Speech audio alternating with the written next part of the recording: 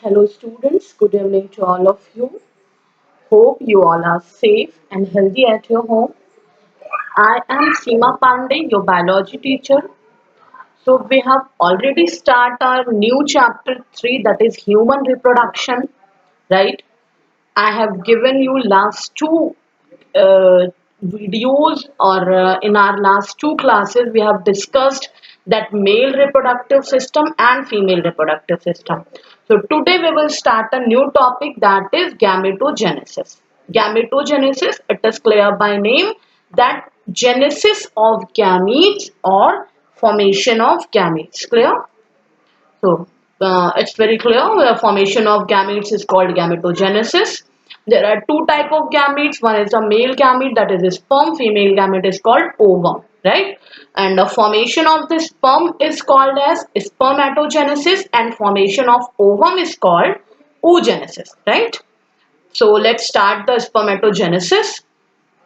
It begins at the age of puberty. You know the age of puberty, students, when secondary sexual characters are developed.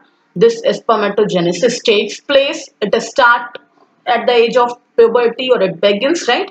So, where its spermatogenesis takes place, in testes, the immature male germ cell called spermatogonia produce spermatogenesis. Listen student, male germ cell. Germ cells are those cells which are capable to uh, grow in a new organ, right? So germ cell are those cells. So spermatogonia is actually a germ cell of sperm, right? Spermatogonia is a germ cell of sperm. It produced a spermatogenesis. Spermatogonium is, it is diploid and contains 46 chromosomes. You know that 23 pair chromosomes present in the human being. So some of them are called primary spermatocytes. Periodic undergo meiosis. मतलब timely meiosis division takes place in the spermatogonium, and primary spermatocytes will form here. So after the formation of primary spermatocytes, sites, first meiotic division takes place, and it will divide into two halves or two equal haploid cell, that is called secondary spermatocytes, which have 23 chromosomes. You know students that when 23 chromosomes are present, because it becomes half, because it is haploid cells, right? So the secondary spermatocytes undergo the second meiotic division to produce four equal haploid spermatids. Clear? Now this spermatids will convert into the, or will transform into the sperm. Remember it. So this is the TS of seminiferous tubule where sperm formation takes place. You can see here primary spermatocytes, secondary spermatocytes, after that spermatids, then spermatozoa. Finally, they become sperms. These are Sertoli cells which provide nutrition to the developing sperm, right? And so this was the spermatids are transformed into spermatozoa. I told you this is called.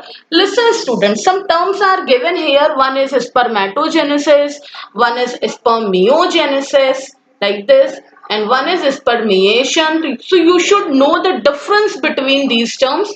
What is spermatogenesis? Simply formation of sperm is called spermatogenesis, and when spermatids transform into spermatozoa, that process is called spermiogenesis. Remember these words, student. These are very important for your board exam, right? And what is spermiation?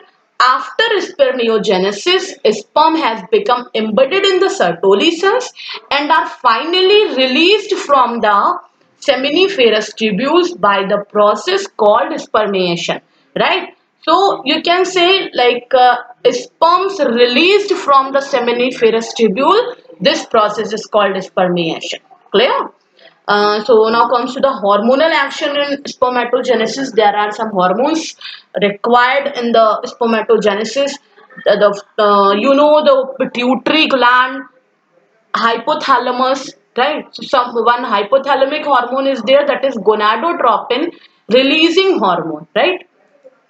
Increased level of GnRH means gonadotropin releasing hormone acts at the anterior pituitary gland and stimulates secretion of two gonadotropin, that is luteinizing hormone LH, and FSH, that is follicle stimulating hormone.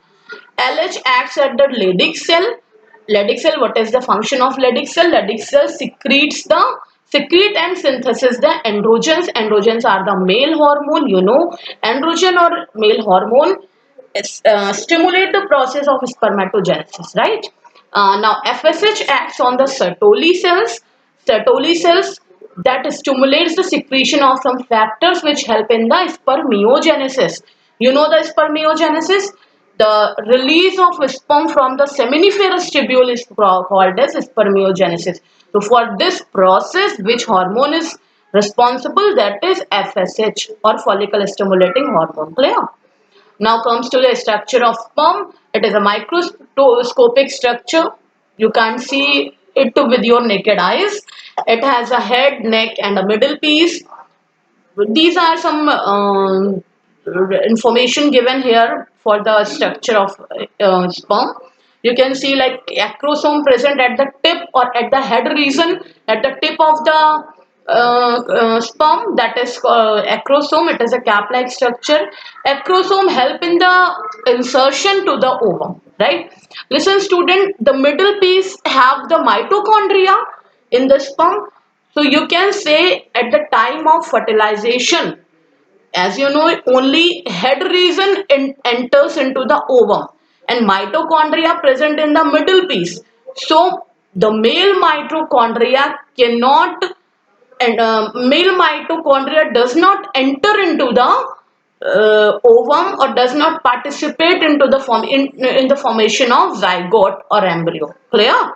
So you can say that you got energy from your mother only, right? Huh. So the the human male ejaculates about 200 to 300 million sperms during a coitus. For normal fertility, at least 60% sperms must have normal shape and size, and at least 40% of them must show vigorous motility, right? This is the structure of sperm cell. This is the structure of sperm cell. You can see here at the head region, this is acrosome, this is nucleus present here, and centriole. Only this head region enters into the ovum, right? Mitochondria present in the middle piece, and this is the tail region which help in the movement of the sperm, right? Now, sperms released from the seminiferous tubule transported by the accessory ducts. I told you about accessory ducts in the male reproductive system, right? So the seminal plasma along with the sperms constitutes the semen. The function of male sex accessory ducts and glands are maintained by the testicular hormone, that is androgen. Obviously, male hormone is responsible for the all maintenance of the accessory ducts, formation of sperm, etc. Now comes to the oogenesis. Oogenesis, simply the process of formation of mature female gamete, is called oogenesis. You know, it is initiated during the embryonic development of stage. Listen, there is a very big difference between the spermatogenesis and oogenesis. Spermatogenesis begins at the age of puberty, while oogenesis begins or initiated during the embryonic development of stage, right? You can say like if female embryo is developing into the womb of a woman, oogenesis takes place at the embryonal stage, right? So within each fetal ovary, no more oogonia are formed and added after birth. So after birth, whatever, how many oogonia are formed before birth at the time of embryonal stage, that is enough. There is no oogonia form after the birth of the girl child. Clear? Now what happens here? The cells start division and enter into the prophase